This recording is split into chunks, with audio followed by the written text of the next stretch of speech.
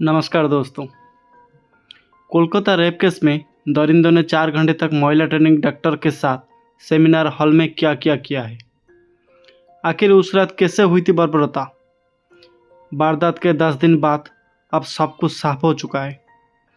दरिंदगी की पूरी कहानी अब साफ हो चुकी है दोस्तों। किस तरह से महिला के कपड़े फाड़ दिए गए और उन्हें चोट पहुंचाया गया, फिर उनके प्राइवेट पार्ट्स पर गहरा घाव दिया गया।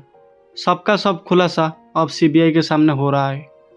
महिला डॉक्टर को चिल्लाने से रोकने के लिए क्या क्या किया गया है। दोनों आंखों और मुंह और प्राइवेट पार्ट से खून क्यों बह रहा था, और दरिंदर संजय राव को लेकर ऐसे ऐसे खुलासे क्यों हो रहे हैं दोस्तों, जिसे सुनकर सीबीआई और सुप्रीम कोर्ट के होश भी उड़ गए हैं। आज सब कुछ आपके सामने स्टेप बाय स्टेप बताने जा रहा हूँ कि आखिर उस हॉस्पिटल में ट्रेनिंग महिला के साथ कितने देर तक क्या क्या हुआ और इसमें कितने लोग शामिल थे। 40 मिनट तक महिला ट्रेनिंग डॉक्टर के साथ जो हुआ उसे कमज़ोर दिल वालों को नहीं सुनना चाहिए। लेकिन आगे बढ़ने से पहले वीडियो को एक लाइक कर दीजिए और चैनल को पहली बार आए तो सब्सक्राइब करके बेल आइकन को दबा दीजिए।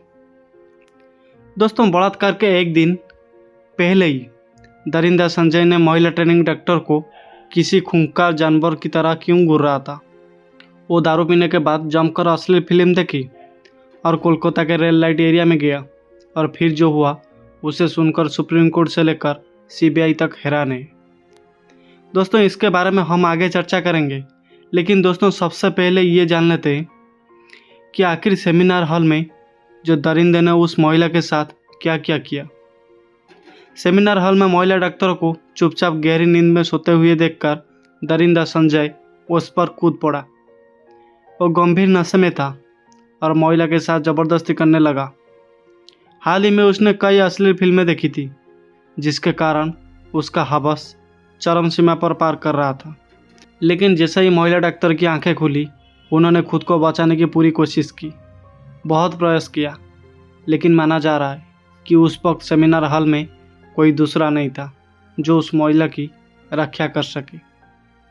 लेकिन दोस्तों, महिला ने खुद की रक्षा के लिए और किसी और को पास बुलाने के लिए मदद के लिए जोर जोर से चिल्लाने लगी। महिला की जो आवाज़ है वो सुनकर संजय और भी ज़्यादा घबरा गया और आक्रामक हो गया। उन्हें चिल्लाने से रोकने के लिए संजय ने उनका नाक और मुंह और गले को लगातार दबाते गया। गला घोटने से थायराइड कार्टिलेज टूट गया, लेकिन महिला ने फिर भी हार नहीं मानी। उन्होंने पूरी ताकत से अपनी आवाज़ को तेज किया और ज़ोरों ज़ोरों से चिल्लाने लगा। लेकिन इसके बाद संजय ने उनके सिर को दोबारा से पीट दिया, जिससे वो चिल्ला ना सके। और दोस्तों, फिर दरिंदों ने महिला पर तेज प्रहार करने शुरू कर दिए, जिसके कारण पेट, ओठ और उंगलियां और बाएं पैर पर गंभीर चोट पाई। अकेले और एकांत सेमिनार के अंदर उस महिला के ऊपर शराब के नशे में संजय किस खूंखार जानवर की तरह पेश आ रहा था। वो बार बार उसके ऊपर झपट्टा मार रहा था। महिला खुद को बचाने के लिए पूरी कोशिश कर रही थी। वो अंतिम सांस तक अपनी आबरू को बचाने के लिए जंग लड़ रही थी। दोस्तों, महिला पर पूरी तरह काबू पाने के लिए संजय ने उनके चेहरे पर एक बेहद तेज घूंसा मारा। उसने इतनी जोर से हमला किया कि चश्मे की जो शीशा होता है वो टुकड़ा होकर आंखों में घुस गया। दोनों आंखों और मुंह और प्राइवेट पार्ट्स से खून बह रहा था। संजय ने अपने नाखून से महिला के चेहरे, शरीर और कई अंगों पर गंभीर चोट दिए थे, क्योंकि महिला के चेहरे पर आरोपी के नाखून से बने खरोंचों के निशान मिले हैं। दोस्तों, इसमें पता चलता है कि पीड़िता ने खुद को बचाने के लिए काफ़ी संघर्ष किया था। इसी कारण ममता बनर्जी ने मोदी को पत्र लिखा है और ऐसे दरिंदों को सिर्फ 15 दिनों के अंदर फांसी पर लटकाने की मांग की है, ताकि इनके हौसले को तोड़ा जा सके और देश में दोबारा ऐसे जघन्य अपराध देखने को ना मिले। लेकिन दोस्तों, दुर्भाग्य से उस सेमिनार हॉल में कोई सीसीटीवी कैमरा मौजूद नहीं था जो इस पर घटनाक्रम को कैमरा में कैद कर सके या उनकी मदद के लिए कोई मौके पर पहुंच सके और सीबीआई को सबूत जुटाने में मदद कर सके। लेकिन दोस्तों, इसके बावजूद भी सब कुछ साफ हो रहा था कि ट्रेनिंग महिला डॉक्टर के साथ हुई दरिंदगी के मामले में पकड़े गए सिविक पुलिस भल्टूजी में है। सीबीआई ने उसके मनुष्य की जांच कराई, जिससे पता चला कि संजय राव अंदर से बहुत ही खतरनाक और जौन विकृत इंसान है, जो कि हमेशा अश्लील वीडियो दिखता है, जबकि देखने में वो साधारण लगता है। इस केस में ममता बनर्जी और उनकी टीम को भी लापरवाही सामने आ रही है, क्योंकि वारदात के ठीक बाद वहाँ रिकंस्ट्रक्शन काम क्यों करवाए गए, इससे काफ़ी संदेह पैदा होते हैं।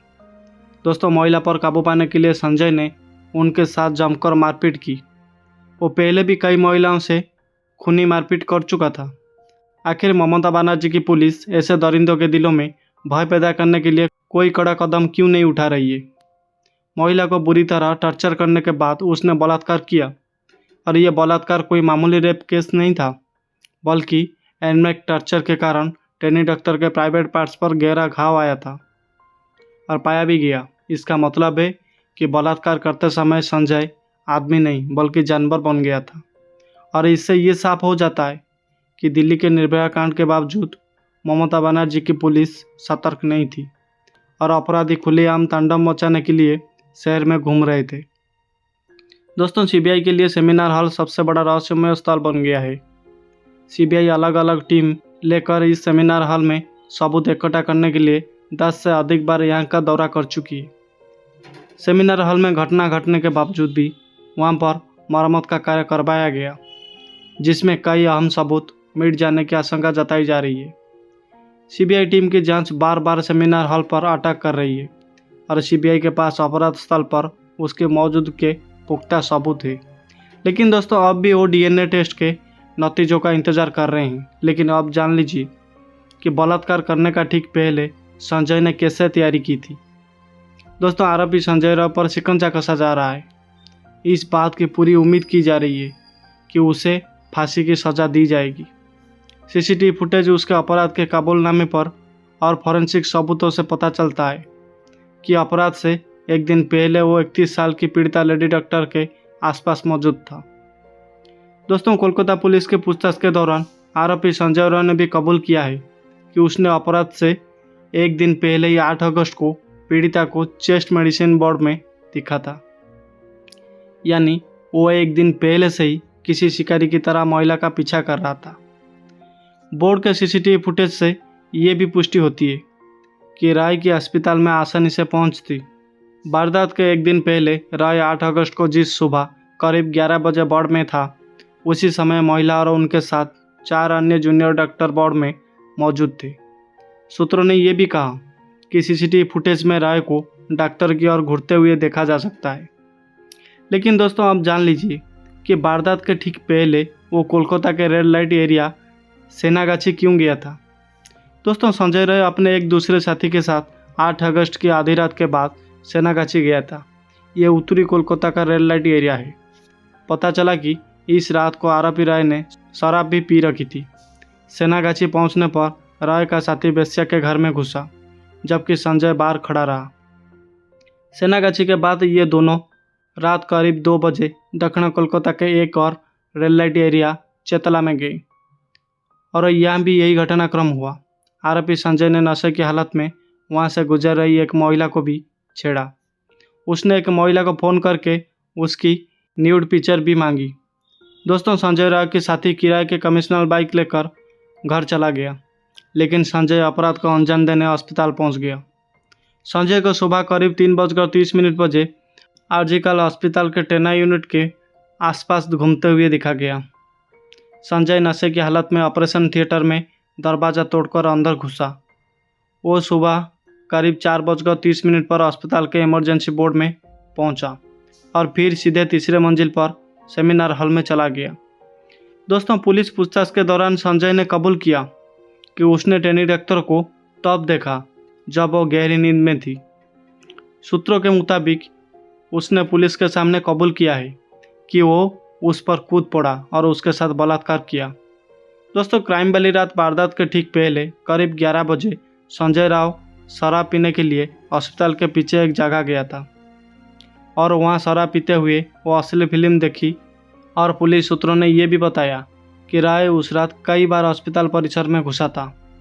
8 और 9 अगस्त के दौरान संजय राव अलग अलग वाहनों से कुल 4 बार आरजीकर अस्पताल के अंदर गया था।